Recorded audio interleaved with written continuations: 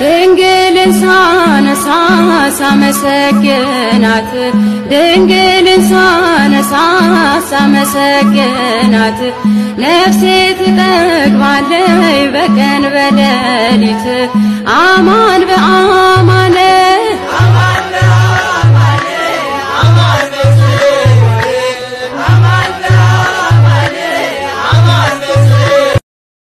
Ashama harkafuuni kabajamtoonni fi hordoftoonni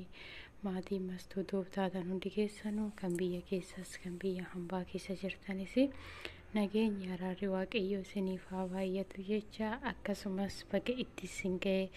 guyyaa haadha teenya qulqullooftuu durboo maaramiitiin hamiin baga hunda keenya nutti nu ga'e maaramiin hunda keenyayyuu Jauhkan bakka jirutti bakka deemnutti ishiin tiksee keenya taatee nu haa tiksitu ishiin hunduma keenya yoo wajjiniin yoo haa taatu akkasumas immoo maaramiin nu haa tiksitu isiniin jechuu jaaladha waan hundumaaf iyyuu waaqayyoo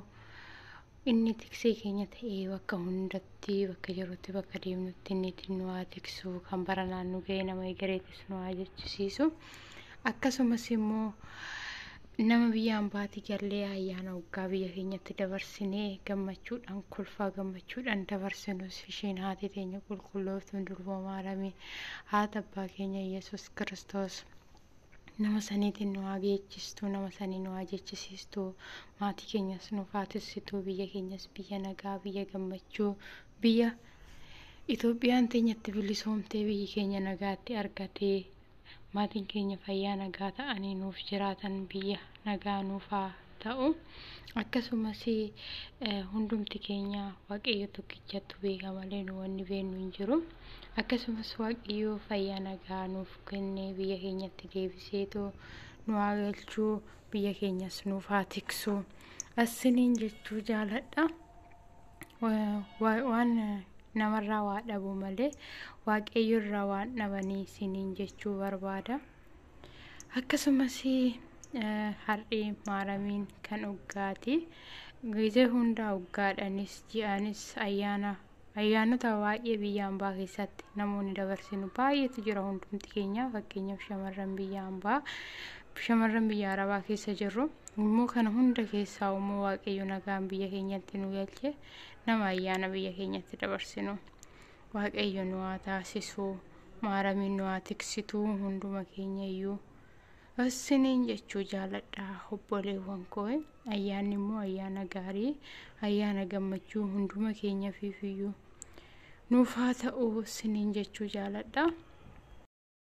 isiniin jechuu jaaladha akkasumas immoo ayyaana gaarii ayyaana gammachuu isiniif haa ta'u bakkumaa fi haala isinirra jirtanitti waaqayyo bakka isin jirtanitti isin haa tiksu isiniin jechuu jaaladha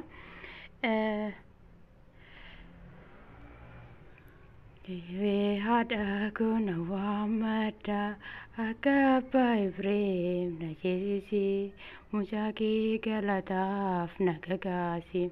galata Maariyaam nan dubbadha durbee haadha goona waammadha akka abbaa Efreem na eebbisi mucaa kee galataaf na gagaasi galata Maariyaam nan dubbadha galata Maariyaam galata Maariyaam galata Maariyaam galata Maariyaam galata Maariyaam nan dubbadha galata Maariyaam galata Maariyaam nan dubbadha akka abbaa Efreem akka haadha goona waammadha akka abbaa Efreem na eebbisi mucaa kee galataaf na tasaasi